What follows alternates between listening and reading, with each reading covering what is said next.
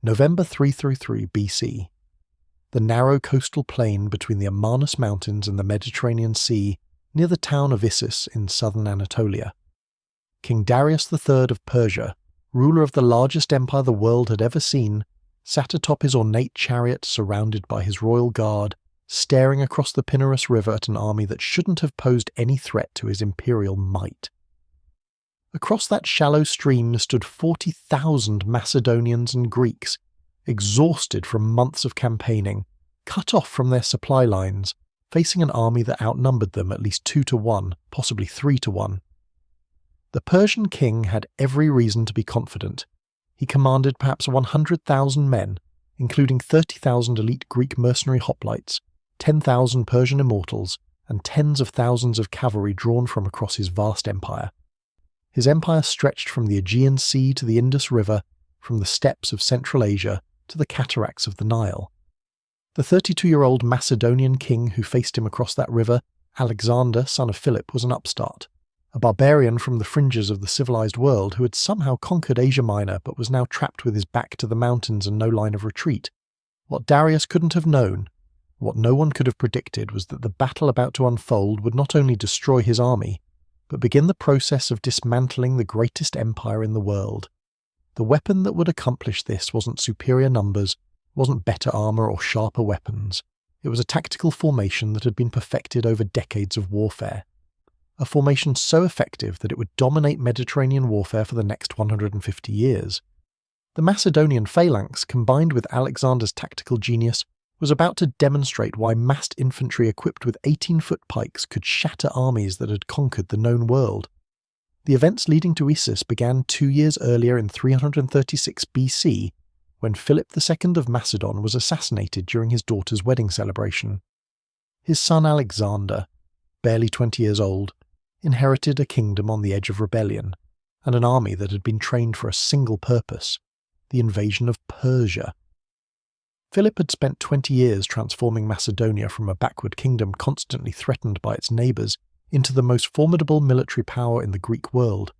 His innovation was the sarissa, a pike between 16 and 18 feet long, and the tactical doctrine to employ it effectively. The traditional Greek phalanx had dominated warfare for centuries. Armoured hoplites carrying 8-foot spears and large shields would form a wall of bronze and wood, advancing in lockstep to push back enemy formations. But Philip had revolutionized this concept. By extending the spear to 18 feet and requiring soldiers to wield it with both hands, he created a formation that presented 5 rows of pike points to the enemy instead of 1. The first rank held their pikes horizontally, the second rank angled theirs slightly upward, the third slightly higher, and the fourth and fifth even more so, creating an impenetrable hedge of iron points that extended 18 feet beyond the front rank. This meant that while a traditional phalanx could only bring the front rank's spears into action, the Macedonian phalanx brought 5 ranks worth of weapons to bear. An enemy facing this formation saw not a single line of spear points, but a wall of them, layer upon layer. Any attempt to close with the front rank meant facing pike points from ranks you couldn't even reach. The soldiers in the rear ranks pressed forward with their shields against the backs of the men in front, providing momentum and preventing any retreat. The trade-off was vulnerability. With both hands gripping the massive pike, Macedonian phalangites carried only a small shield strapped to their left arm. They couldn't protect themselves as effectively as traditional hoplites. If the formation broke or was attacked from the sides or rear, the pikemen were nearly helpless. This meant the phalanx required perfect discipline and coordination. It was an all-or-nothing tactical instrument that either crushed everything in front of it or collapsed into a massacre if flanked. Alexander inherited this weapon system from his father, but he added his own innovations. He understood that the phalanx was the anvil, not the hammer. It would fix enemy forces in place, grind them down, absorb their attacks. The hammer would be his companion cavalry, 3,000 elite horsemen, drawn from Macedonia's nobility, armed with lances and trained to operate as a unified shock force. Alexander's tactical doctrine was elegant in its simplicity. The phalanx would advance to engage the enemy centre, drawing their attention and commitment. Meanwhile, Alexander would lead his cavalry in a decisive strike at a critical point, usually where he could break through to enemy commanders or roll up a flank. This combined arms approach made Macedonia's army unstoppable when properly deployed. After consolidating power in Macedonia and securing his northern borders, Alexander crossed into Asia in 334 BC with an army of 40,000 infantry and 5,000 cavalry. His first major engagement was at the Granicus River, where he crushed a Persian force and opened all of Asia Minor to conquest. By the spring of 333 BC, he had liberated or conquered most of the western coast of Anatolia. Darius, watching from his palace in Babylon, initially seemed unconcerned. The Persian Empire had faced rebellions before. Satraps and governors could handle this Macedonian upstart. But as city after city fell and Alexander's army pushed deeper into Persian territory, Darius realized he needed to deal with this threat personally. The Persian king assembled a massive army, drawing on the resources of an empire that stretched across 3 continents. His core strength was 30,000 Greek mercenary hoplites, professional soldiers who fought in the traditional phalanx formation. These men were every bit as well trained and equipped as Alexander's Greek allies. The Persian Immortals, 10,000 elite infantry who formed the king's personal guard, were renowned throughout the ancient world. Tens of thousands of infantry from across the empire, from the mountains of Media to the plains of Bactria, assembled under the Persian banners. Most significantly, Darius commanded vastly superior cavalry forces, perhaps 30,000 horsemen compared to Alexander's 5,000. In October 333 BC, Darius marched his army north from Babylon into Syria, expecting to meet Alexander in the open plains near the town of Sochi, where his superior cavalry would have room to maneuver. But Alexander had already passed through Sochi, moving south along the coast toward Egypt. When scouts reported that Alexander had left Sochi nearly defenseless, Darius made a crucial decision.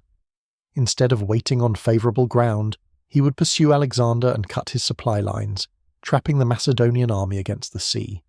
Darius marched his massive army through the Syrian gates, a narrow mountain pass, and descended onto the coastal plain near Issus, positioning himself behind Alexander's army.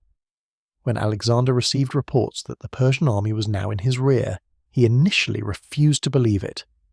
The idea that Darius would abandon the open plains where his cavalry superiority could be decisive seemed absurd, but reconnaissance confirmed the impossible. The Persian king had trapped Alexander's army on a narrow coastal plain with mountains on one side and the sea on the other. The plain at Issus was perhaps 2 miles wide between the mountains and the sea, split by the Pinarus River, a shallow stream that flowed west from the mountains to the Mediterranean. Darius positioned his army on the north bank of the river, with the mountains protecting his right flank and the sea protecting his left. It seemed like a perfect defensive position, but Darius had made a catastrophic strategic error. By moving into this confined space, he had negated his own numerical advantage. His massive army couldn't deploy its full strength in the narrow plain. Units were packed in deep behind the front line, unable to contribute to the battle. His superior cavalry, which could have enveloped and destroyed Alexander's army on open ground, had limited room to maneuver. Alexander, once he confirmed the Persian position, immediately understood what had happened. Darius had handed him an opportunity. On open ground, the Macedonians would have faced cavalry attacks from multiple directions, stretched thin trying to protect their flanks. Here, the terrain would channel the battle, allowing Alexander to concentrate his forces. He immediately turned his army around and marched back north toward Issus through the night. By dawn on a November morning in 333 BC, the two armies faced each other across the Pinarus River. Darius deployed his forces with his 30,000 Greek mercenary hoplites holding his centre, the strongest part of his line. These professionals would face Alexander's phalanx directly. The Persian Immortals and other infantry units extended the line toward the mountains on the right. On the left, near the sea, Darius positioned his cavalry, perhaps 20,000 horsemen, under the command of Nabazanes, one of his most capable generals. Behind the centre, on a raised platform, Darius himself commanded from his royal chariot, surrounded by his household guard. Darius had one significant advantage beyond numbers. The southern bank of the Pinarus River, the side Alexander would have to attack from, was lower than the northern bank where the Persians waited. Darius ordered his men to fortify this natural advantage, using cut timber and palisades to create defensive works along the riverbank. Any force attempting to cross would be climbing uphill, while under missile fire from protected positions. The Persian king placed thousands of archers and javelin men behind these fortifications. His tactical plan was clear: bleed the Macedonians as they crossed the river, then crush them with his Greek mercenaries in the centre, while his cavalry enveloped their flanks. Alexander's deployment revealed his understanding of both his advantages and vulnerabilities. On his right, nearest the mountains, he positioned his elite companion cavalry, the 3,000 horsemen he would personally lead. These were the decisive striking force. Next to them he placed his hypaspists, the royal shield-bearers, 3,000 elite infantry who could fight in looser formation than the phalanx, bridging the gap between cavalry and pikemen. The centre was held by his phalanx, 6 battalions of pikemen totalling perhaps 12,000 men, organised into 16-rank deep formations. Each battalion was an independent tactical unit that could adjust its frontage and depth as needed. On his left, near the sea, Alexander faced a serious problem. His own cavalry on that flank, a mix of Thessalian and allied horsemen numbering perhaps 2,000, were vastly outnumbered by the Persian cavalry massed there. If the Persians broke through on that flank, they could roll up his entire line from the rear. Alexander's solution was to refuse his left, positioning those units slightly back from the river, angled away from the Persian line. This would force any Persian cavalry attack to come at an angle, buying time while also allowing the Thessalians to fall back in good order if needed. The key to Alexander's plan was speed and timing. He needed to cross the river and close with the Persian centre before the enemy cavalry could exploit their numerical advantage on his flanks. Once the phalanx engaged the Greek mercenaries and held them in place, he would lead his companions in a charge against the Persian left centre, breaking through where Darius had positioned himself. If he could reach the Persian king, threaten his person, the entire Persian army might collapse regardless of the tactical situation elsewhere. As the morning sun burned off the mist rising from the river, Alexander rode along his lines on his horse Bucephalus, speaking to his troops. Ancient sources record that he reminded them they were fighting not just for conquest but for revenge, avenging the Persian invasion of Greece 150 years earlier. He pointed out that the Persians had foolishly trapped themselves in terrain that negated their numbers. He reminded them that they had already defeated Persian forces at Granicus, that Persian troops fought as individuals while Macedonians fought as a unified force. The psychological preparation was as important as the tactical deployment. Around noon, Alexander gave the signal to advance. The Macedonian army began moving forward in perfect formation, the phalanx maintaining its alignment across a 2-mile front, a feat of discipline that few ancient armies could accomplish. As they approached the river, Persian archers and javelin men began launching volleys into the advancing ranks. The missiles fell like rain, clattering off shields and armour, finding gaps, wounding and killing. Men fell, but the formation didn't waver. The files closed up around casualties and the advance continued. The moment the Macedonian front rank reached the river marked the critical point of the battle. The phalanx had to cross a water obstacle, climb a fortified bank and engage a waiting enemy, all while maintaining formation. This was where everything could have collapsed into chaos. But the months and years of training showed their worth. The battalion stepped into the shallow water in perfect alignment, pikes held high to keep the points clear, shields protecting their upper bodies from the missile fire. The right side of Alexander's line, where he personally led his companions, reached the river first. This was intentional. By advancing his right faster than his centre, Alexander was creating an oblique formation, hitting the Persian line at an angle rather than straight on.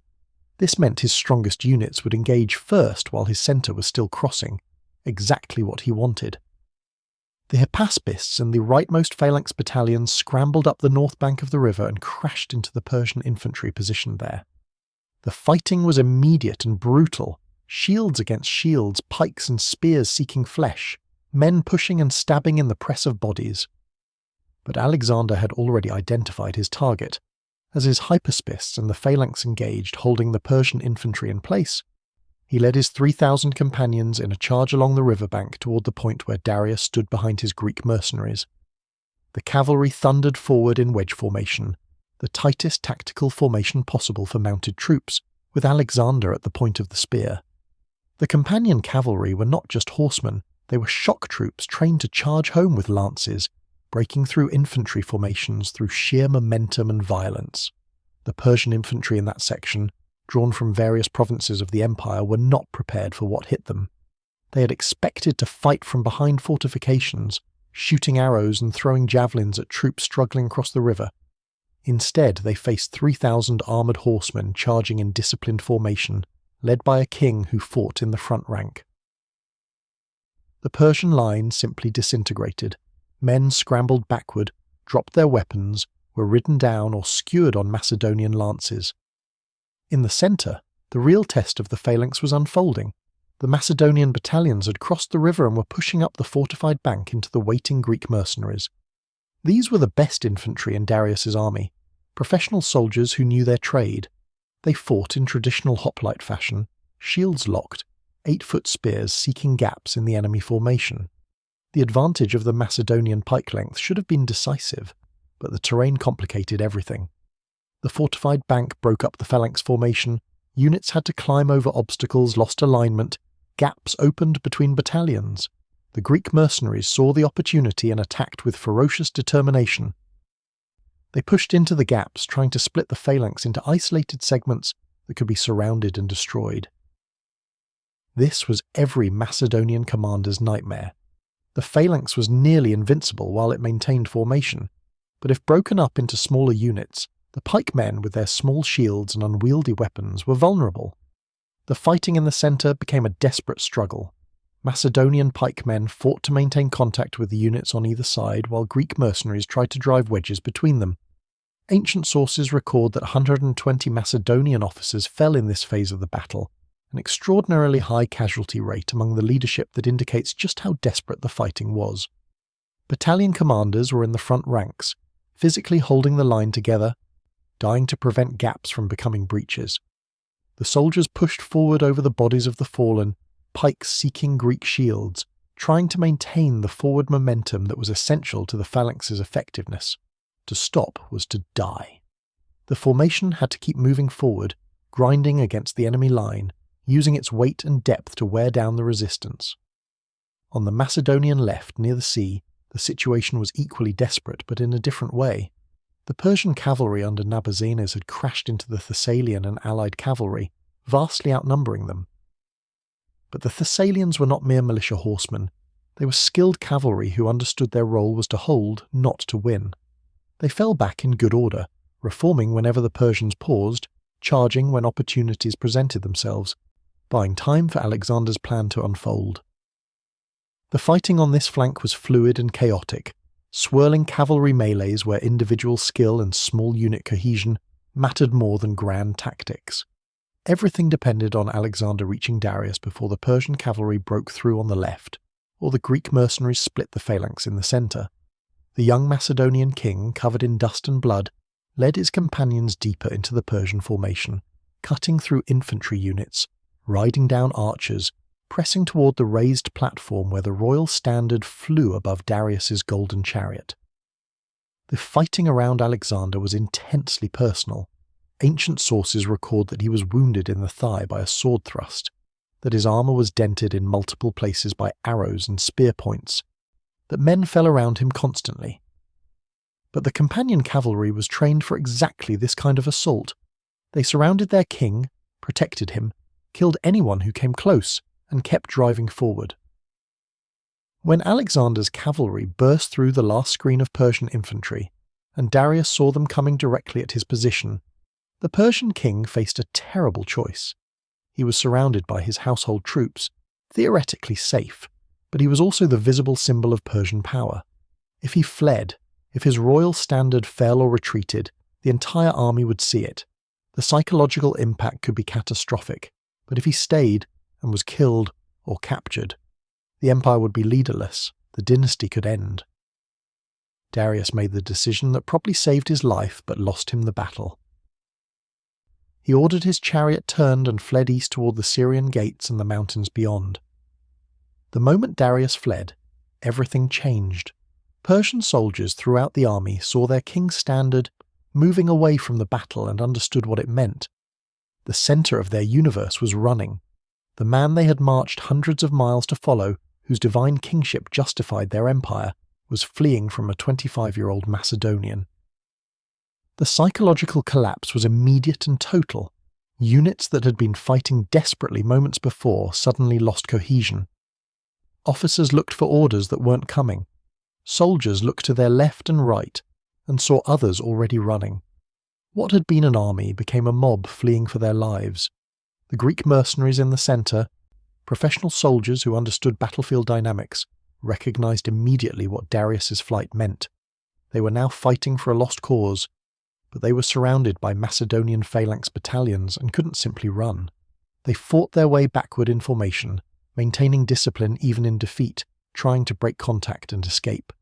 Sources indicate that most of them eventually made it off the battlefield, retreating in good order toward the mountains. They had fought well, had nearly broken the Macedonian centre, but had been abandoned by their employer at the critical moment. The slaughter of the Persian army began in earnest. The Phalanx, freed from its desperate fight in the centre, wheeled and began rolling up the Persian line from the flanks. The long pikes were devastatingly effective against troops no longer in formation. The companions and other cavalry hunted down fleeing infantry across the plain. Ancient sources claim that over 100,000 Persians died at Issus, though this number is almost certainly inflated. Modern historians estimate Persian losses at perhaps 30,000 to 50,000 killed or captured, still a catastrophic defeat. Macedonian losses were recorded as around 450 killed, though the number of wounded was surely much higher. Alexander pursued Darius briefly, but gave up when darkness fell, and it became clear the Persian king would escape. Instead, he returned to the battlefield and then pushed on to Darius's camp, which had been left virtually undefended. There he found the Persian royal treasury, Darius's mother, wife, and children, and evidence of wealth beyond anything the Macedonians had imagined. The Persian camp contained enough gold and treasure to finance Alexander's army for years.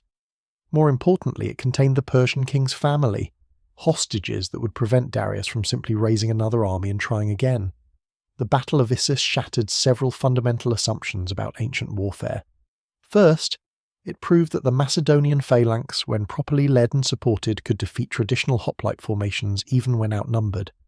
The extra length of the sarissa pikes, the training required to wield them effectively, the discipline needed to maintain formation across broken ground while under fire, all of these factors combined to create a tactical instrument that was superior to anything that had come before. The Greek mercenaries at Issus were excellent soldiers using proven tactics, but they still lost to troops with better weapons and better tactical doctrine. Second, Issus demonstrated the decisive importance of combined arms warfare. The phalanx alone couldn't have won the battle. It needed the hypaspis to protect its flank, the cavalry to break through on the right, the Thessalian cavalry to hold on the left. Alexander's genius was in understanding how these pieces fit together, how to use each component's strengths while protecting its weaknesses. The phalanx fixed the enemy in place, the cavalry delivered the killing blow, the supporting troops protected the flanks. This wasn't revolutionary in concept. Greek and Persian armies had used combined arms before, but the precision and effectiveness of Alexander's execution set a new standard. Third, the battle proved that leadership, both strategic and tactical, could overcome numerical superiority. Darius's decision to pursue Alexander into the narrow coastal plain threw away his army's advantages. His deployment, while not incompetent, failed to account for the specific threat posed by Alexander's tactics. His flight from the battlefield, while personally understandable, destroyed his army's cohesion and turned defeat into disaster. Alexander, by contrast, made excellent decisions at every level. He recognized the opportunity Darius had given him, deployed his forces to maximize their strengths and minimize weaknesses, and personally led the decisive cavalry charge at exactly the right moment and place. The tactical performance of the phalanx at Issus deserves deeper examination because it illustrates why this formation dominated Mediterranean warfare for the next century and a half. The key was the sarissa's length combined with the depth of the formation. A traditional Greek phalanx was typically 8 ranks deep, but only the front ranks' spears could actually reach the enemy. The rear ranks provided weight and prevented the front ranks from running away, but they couldn't fight directly. The Macedonian phalanx, in contrast, brought 5 ranks worth of weapons to bear. The first rank held their 18-foot pikes horizontally at waist height. The second rank angled their pikes slightly upward over the right shoulders of the first rank. The third rank did the same over the second, and so on. This created a wall of pike points extending 18 feet in front of the formation, with multiple layers of sharp iron spearheads. An enemy soldier trying to close with the front rank of this formation faced an impossible problem. He had to get past 5 rows of pike points before he could even strike at the Macedonian in the front rank. His own weapon, typically an 8-foot spear or shorter sword, couldn't reach the men holding the pikes that were threatening him. He couldn't knock the pikes aside because there were too many of them, and they were being held by men 15 feet behind the points. He couldn't go around them because the formation extended across the entire battlefield. His only option was to try to push through the hedge of iron points, hoping his shield would protect him from the pikes while he somehow forced his way into striking range. This was essentially impossible. The pikes were constantly moving, jabbing, seeking gaps in shields and armour. Even a tiny wound from a pike point could be fatal when it prevented a soldier from maintaining his position in formation. The weight of the Macedonian formation, 16 ranks deep pushing forward in unison, meant that even if the front ranks were stopped, the momentum of thousands of men pressing forward from behind would eventually force a breakthrough. The enemy couldn't maintain a static defence because the pressure was constant and inexorable. They couldn't attack effectively because they couldn't reach the men holding the pikes. Their only real option was to retreat and hope the phalanx made a mistake or broke formation. At Issus, the Greek mercenaries in Darius's service understood all of this. They were professionals who had fought against phalanxes before. Their advantage was the broken ground and fortifications along the riverbank. When the Macedonian battalions came up out of the river and scrambled over the defensive works, they temporarily lost formation. Gaps opened between units. In those gaps, the Greek mercenaries attacked, trying to isolate individual Macedonian battalions and surround them. If they could break the phalanx into smaller units, the pikemen's advantages would disappear. Surrounded, unable to maintain their formation, the Macedonians would be vulnerable to attacks from the sides and rear where their small shields and long, unwieldy pikes were useless. The fact that the Macedonian phalanx held together under these adverse conditions, maintained cohesion despite the terrain and aggressive enemy action, speaks to the quality of training and leadership. Battalion commanders kept their units aligned with each other, even while fighting desperately. The rear ranks kept pushing forward, even as men fell around them. The formation absorbed casualties, closed gaps, and maintained enough integrity to continue functioning.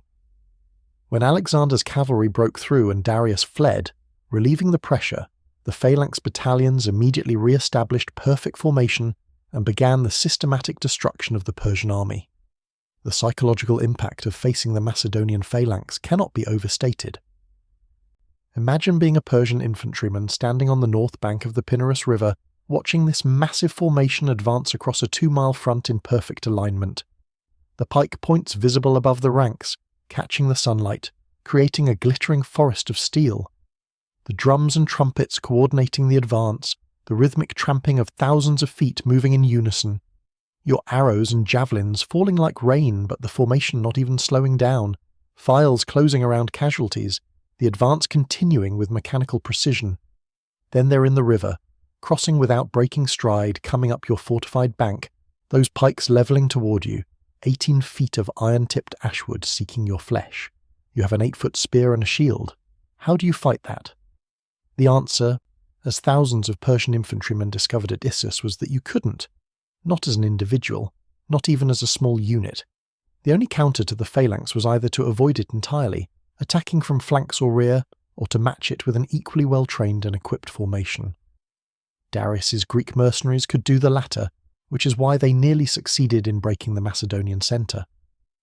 But the rest of the Persian infantry, brave men drawn from across the empire, simply didn't have the equipment or training to stand against that hedge of pikes. When their king fled, and they no longer had any reason to die in place, they ran. It was the rational choice. The Battle of Issus was not just a tactical victory, it was a strategic catastrophe for Persia. The loss of the royal family gave Alexander hostages that prevented Darius from taking decisive action. The capture of the treasury provided funding for years of campaigning. Most importantly, the psychological impact of the great king fleeing from battle, abandoning his army, his family, and his treasure, destroyed Persian morale and prestige throughout the empire. Satraps and governors who might have remained loyal began considering their options. Greek cities in Asia that had sided with Persia started sending envoys to Alexander. Egypt, chafing under Persian rule, prepared to welcome him as a liberator. The battlefield itself became a teaching moment that influenced military thinking for generations. The narrow plain where terrain channeled and focused combat, the river crossing under fire, the fortified positions, the oblique advance, the combined arms coordination, the decisive cavalry charge, all became studied examples. Ancient historians like Arrian and Plutarch, writing centuries later, analysed the battle in detail because it represented warfare at its most sophisticated. The lessons of Issus, how terrain could negate numerical superiority, how combined arms created advantages, how leadership and timing could be decisive, shaped Greek and Roman military doctrine for centuries. In the immediate aftermath, Alexander's treatment of the captured Persian royal family demonstrated political sophistication beyond his years. He treated Darius's mother, wife, and daughters with respect, maintained them in luxury, and promised they would not be harmed. This chivalrous behaviour, carefully calculated for political effect, created a contrast with Darius's abandonment of his family. It suggested that Alexander was not just a conqueror, but a legitimate ruler who could protect and honour those under his authority. When Darius eventually sent envoys offering ransom for his family and a negotiated peace, Alexander's response was telling. He offered to return the family if Darius would come to him as a subject, acknowledging Alexander as the rightful king of Asia. Darius refused, but the propaganda value of the offer was significant. The battle also revealed the fundamental weakness of the Persian military system. The empire's armies were assembled from diverse peoples, with different fighting traditions, equipment, and training levels. The Greek mercenaries fought as a professional phalanx, the Persian immortals used different tactics. The provincial levies fought in yet other ways. There was no unified tactical doctrine, no standard equipment, no systematic training that created cohesion across these diverse units. They fought as a collection of contingents, not as a single army. Coordination between different elements was difficult. When things went wrong, when Darius fled, there was no institutional structure to hold the army together. Each contingent made its own decision to flee or fight, and most chose flight. The Macedonian army, by contrast, had been systematically developed over decades. Every phalanx battalion trained the same way, fought the same way, responded to the same commands. The cavalry units had practiced coordinating with infantry. The light troops understood their role in screening and supporting the heavy formations. Officers were trained through actual combat experience, first in Philip's campaigns to unify Greece, then in the early stages of the Persian invasion. The army functioned as a single organism with Alexander as its brain. When he made a decision, that decision was transmitted through a command structure and executed with precision. This institutional coherence, more than any individual tactical advantage, was what made Macedonia's army superior. For the Persian Empire, Issus began a death spiral from which it would never recover. Darius would raise additional armies, would face Alexander twice more at Gaugamela, and later in pursuit through eastern Iran. But he would never again have the psychological advantage, would never again face his enemy with confidence. His officers and soldiers knew he had fled at Issus, knew he had abandoned them when the fighting was hardest. That knowledge poisoned every subsequent campaign. At Gaugamela 2 years later, when Alexander once again broke through to threaten Darius personally, the Persian king fled even more quickly. Eventually his own officers would assassinate him, hoping to gain favour with Alexander by presenting him with their king's body. For the Macedonian army, and for Alexander personally, Issus was transformative. They had faced the great king himself, had been outnumbered by his vast host, and had emerged victorious. The myth of Persian invincibility was shattered. The soldiers who had crossed into Asia with some trepidation now knew they could defeat any force the Persians assembled. Their confidence became unshakable. Alexander's reputation as a military genius, already significant after his victories in Greece and at Granicus, was now established beyond question. He had demonstrated that he could win not just through superior tactics or better troops, but through brilliant strategic decisions and personal courage. The technical lessons of Issus about phalanx warfare influenced military development for centuries. Subsequent Hellenistic kingdoms, the successor states that carved up Alexander's empire after his death, all employed Macedonian-style phalanxes as their primary infantry force. The Romans, when they eventually came into conflict with these kingdoms, had to develop new tactics specifically to counter the pike phalanx. The Manipular Legion, with its flexibility and ability to operate on rough ground where phalanxes couldn't maintain formation, emerged partially in response to the challenge posed by Hellenistic pikemen. The military competition between Roman maniples and Macedonian phalanxes continued for over a century before Roman tactics finally proved superior at battles like Cynocephalae and Pydna. But at Issus in 333 BC, the phalanx was in its ascendancy, demonstrating its full potential against the strongest opposition it would ever face. The Persian army assembled by Darius wasn't weak or incompetent. It included some of the best infantry in the world in the form of Greek mercenaries, elite Persian units with centuries of tradition, and cavalry forces that outnumbered anything Alexander could field. It was commanded by a king with advisors who understood warfare. It fought from prepared positions on favourable ground. By any reasonable assessment, the Persians should have won, or at least inflicted enough damage to stop Alexander's invasion. They lost because the Macedonian phalanx, properly deployed and supported, was simply superior to anything that opposed it that day.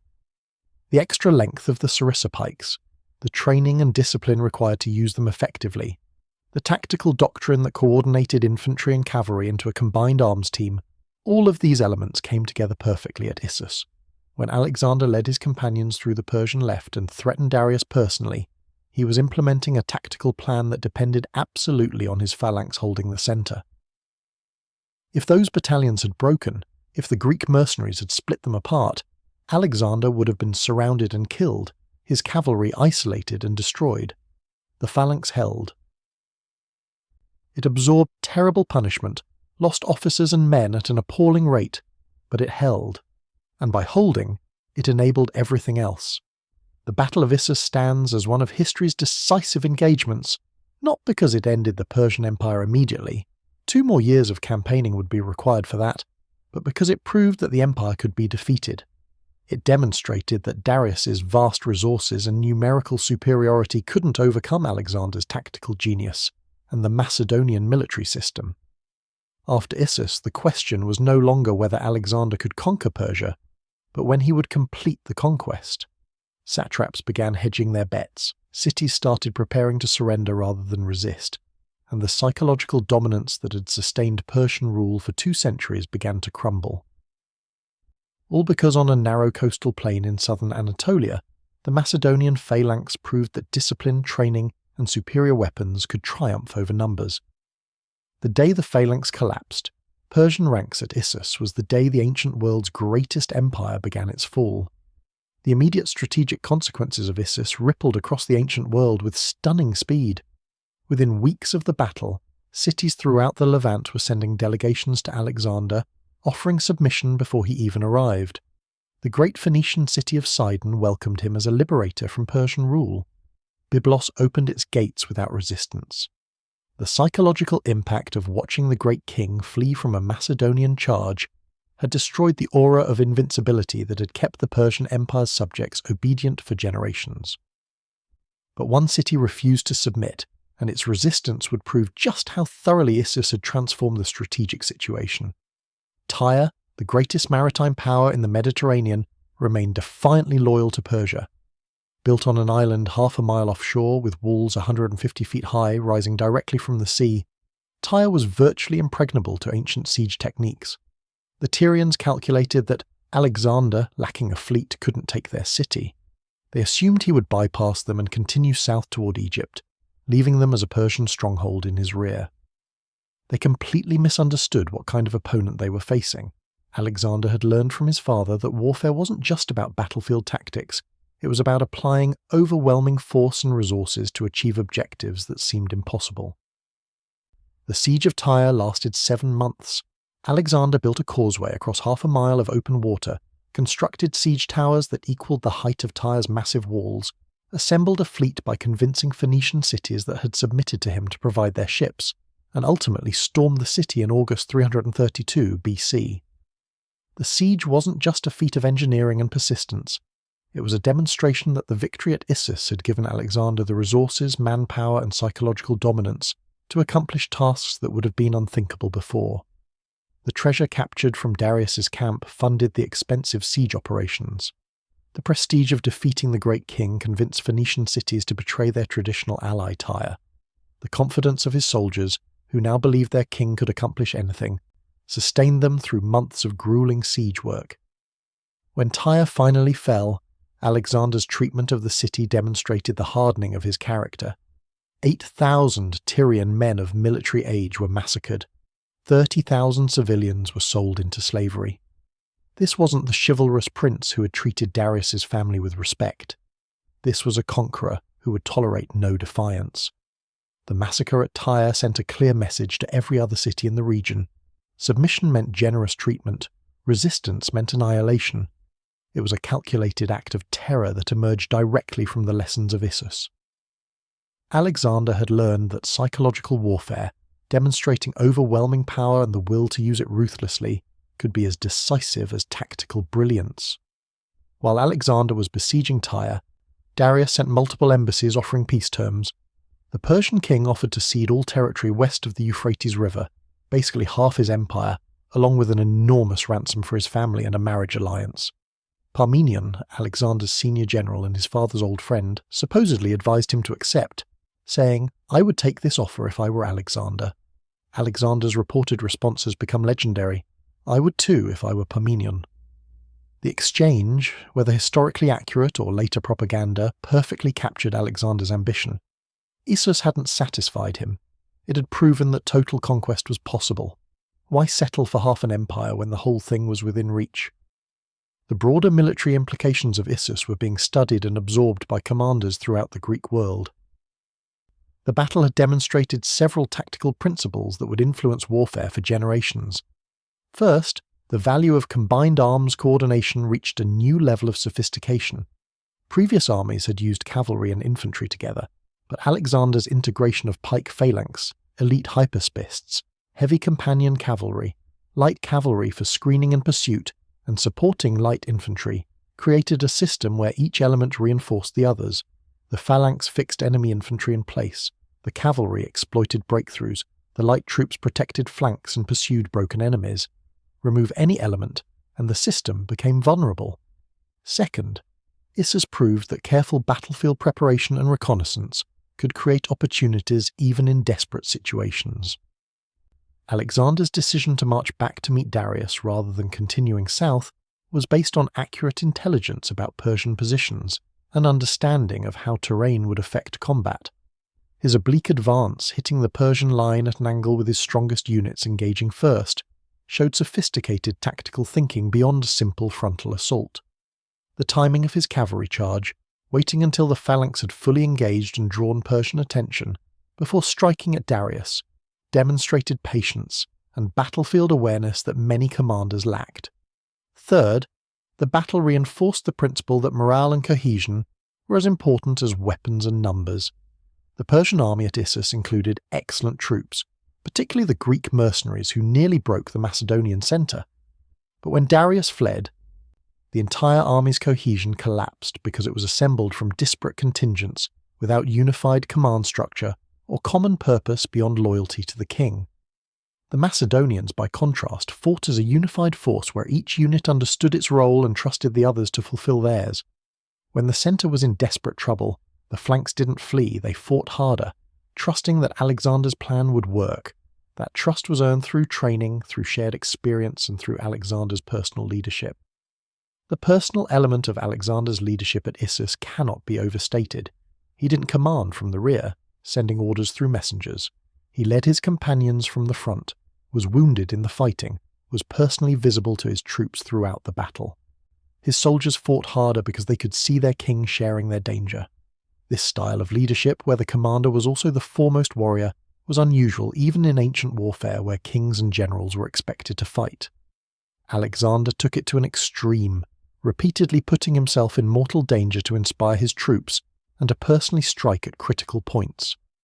It was incredibly effective psychologically, but it also meant that Macedonian success depended dangerously on one man's survival. After the fall of Tyre, Alexander continued south to Gaza, which also resisted.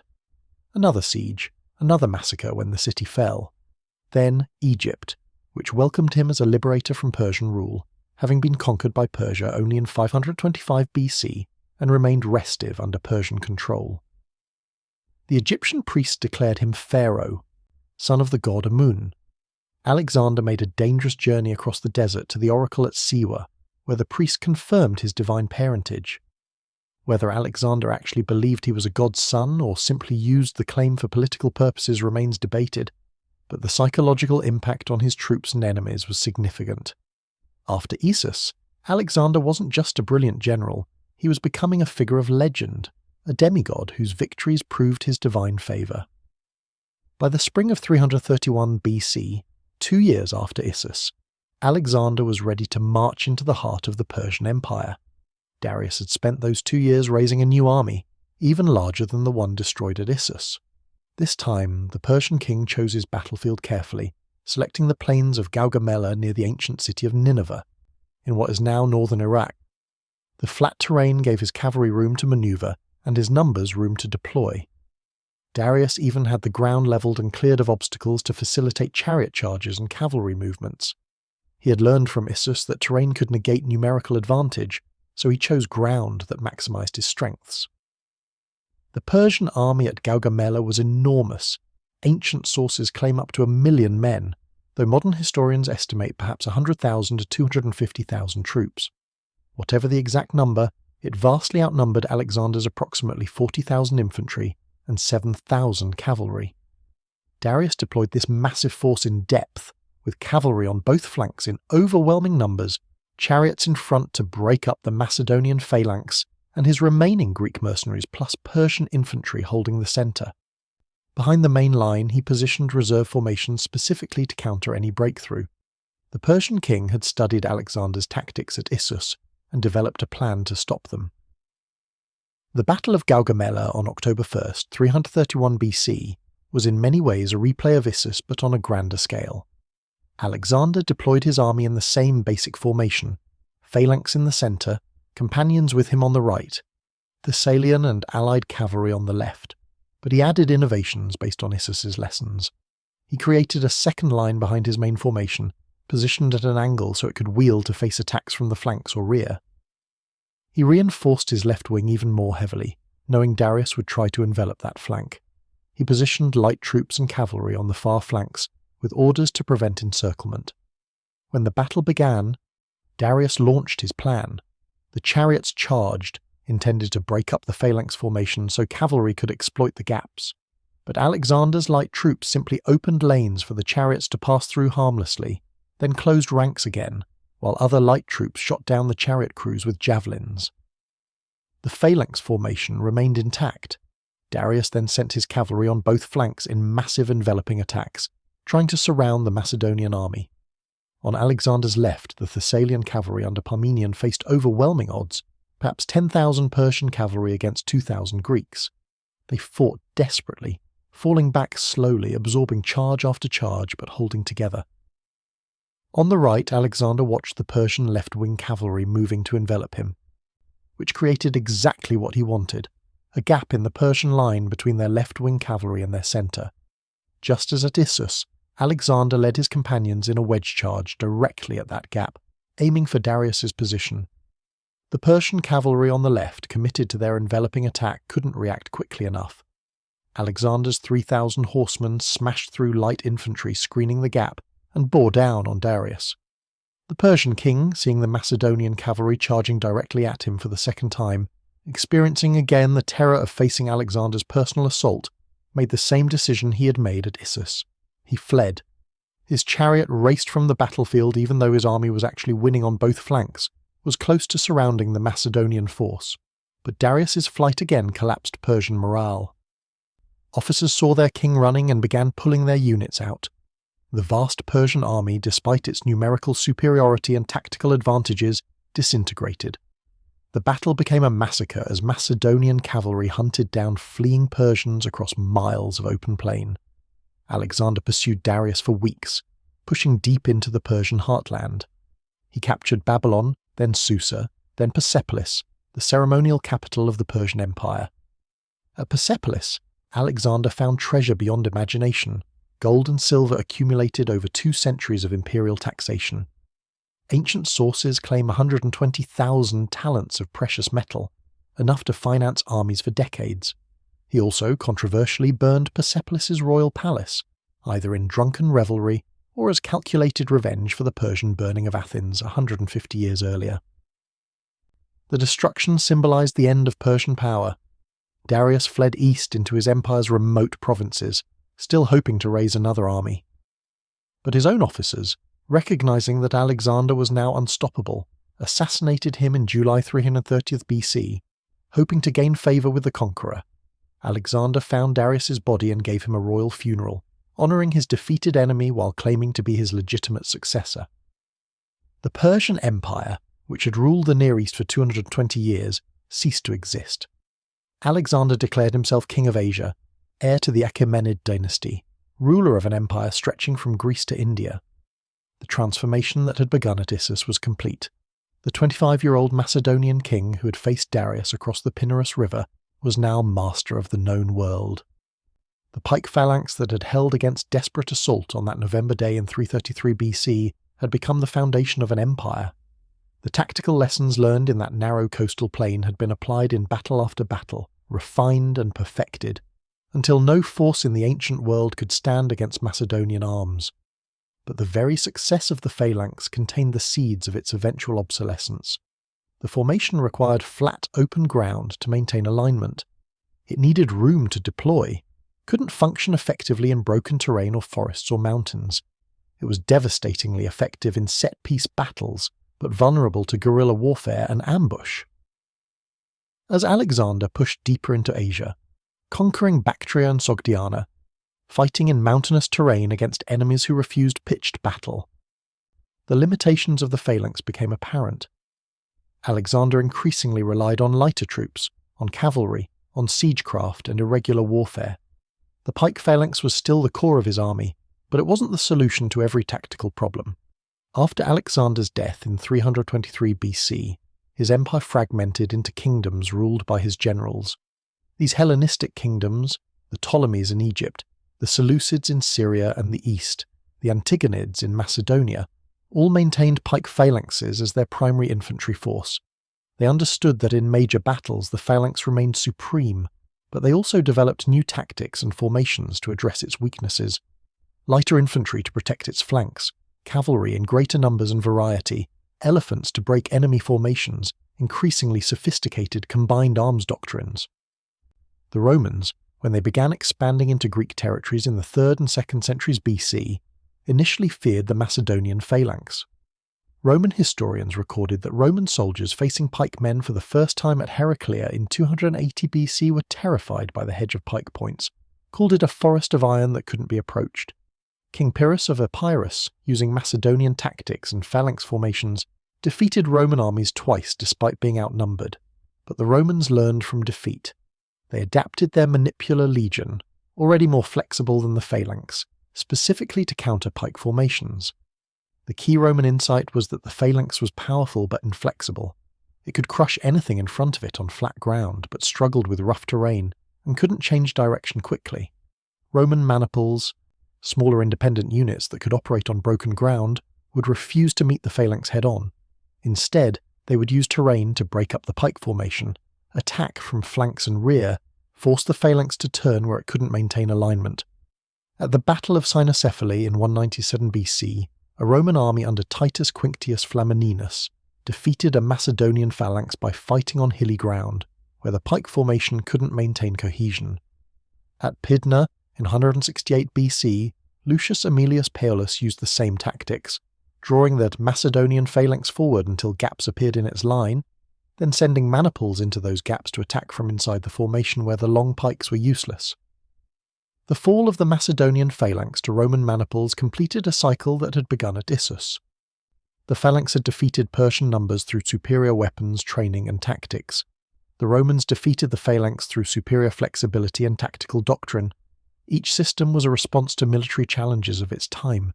The phalanx emerged because Philip and Alexander faced enemies who fought as loose collections of tribal warriors or mercenary contingents, forces that could be defeated through disciplined formations and concentrated firepower.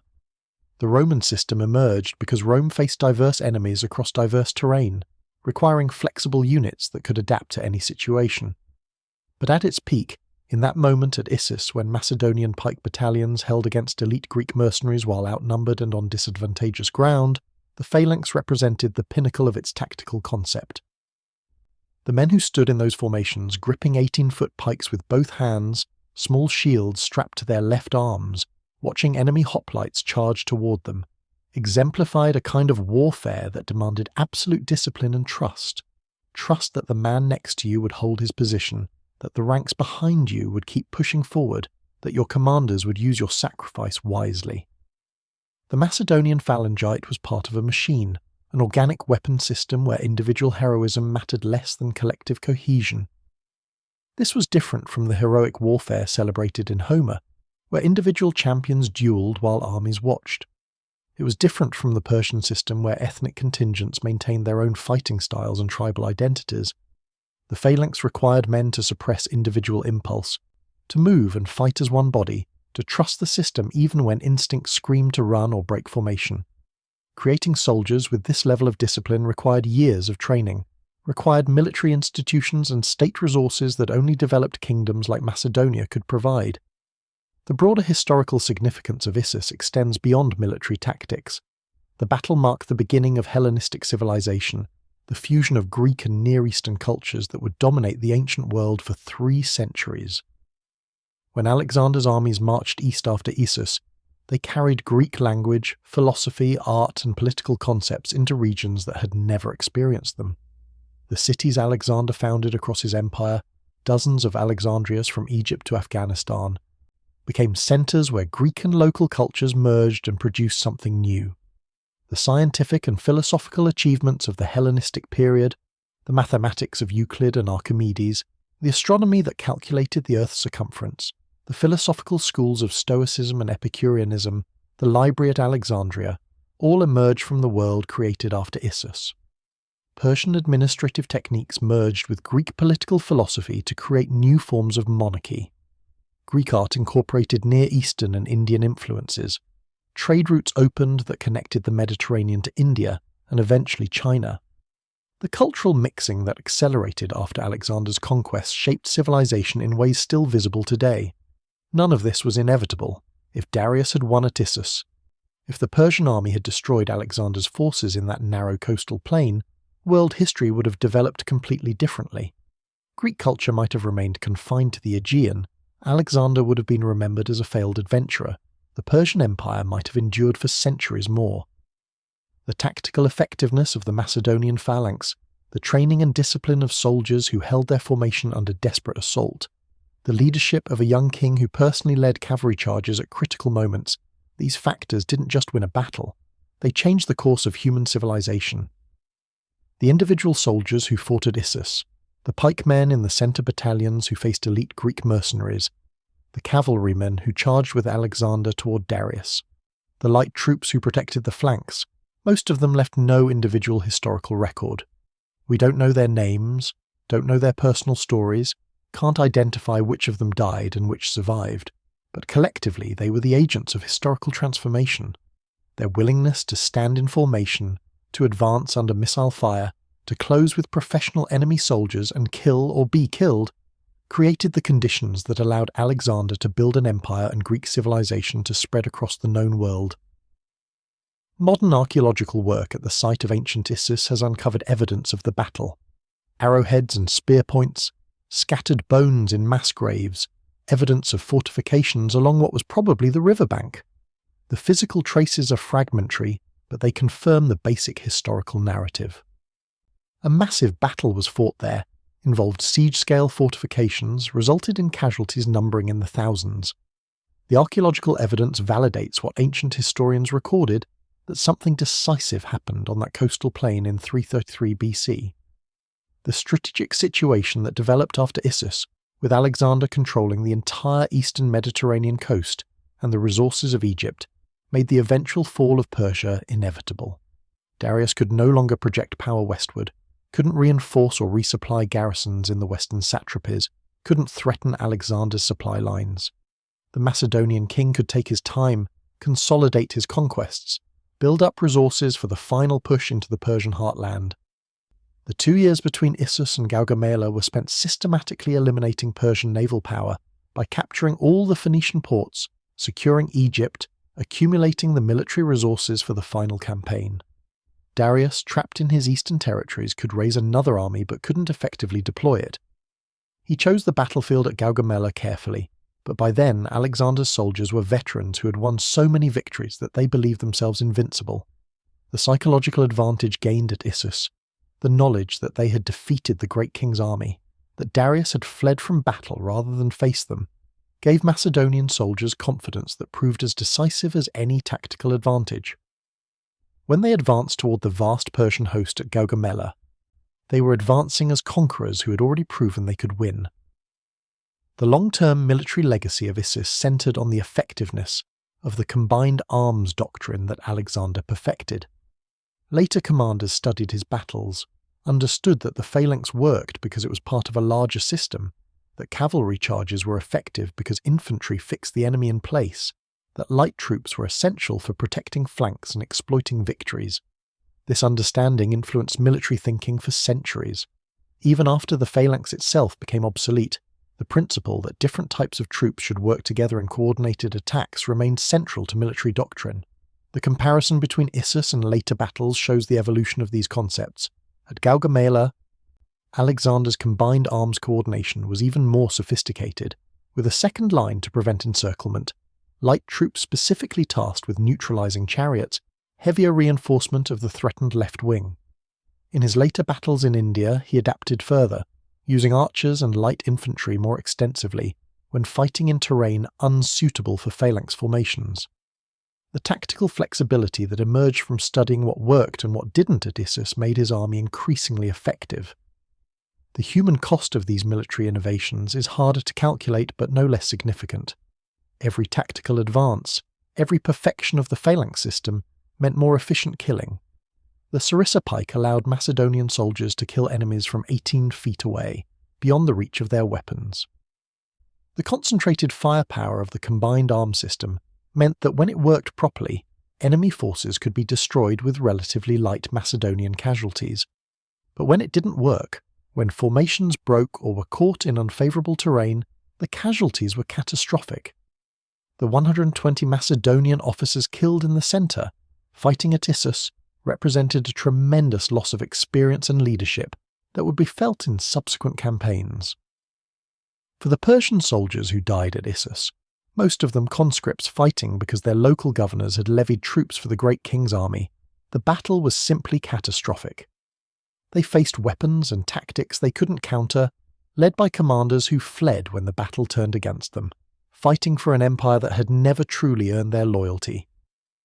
When the Macedonian phalanx began grinding through their formations, when the cavalry charges broke their lines, when Darius's flight signalled that all was lost, they died or ran in their thousands. The historical record doesn't preserve their names or stories, but they died nonetheless, victims of a tactical and strategic revolution they couldn't understand or resist.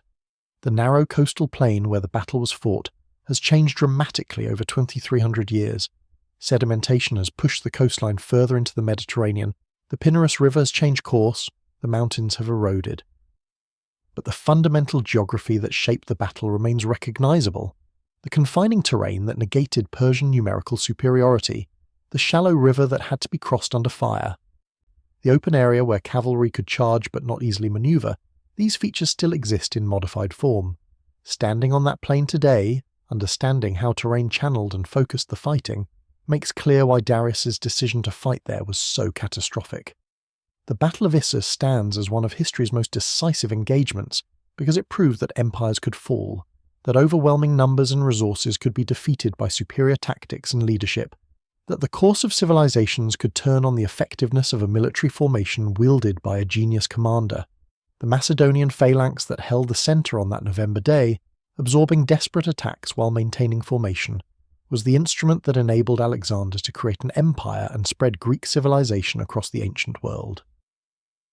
The day the phalanx collapsed, Persian ranks at Issus was the day the ancient world order ended and a new Hellenistic age began, an age that would shape Western civilization's development for the next 3 centuries, and whose influences echo still in languages, philosophies, and cultures across 3 continents.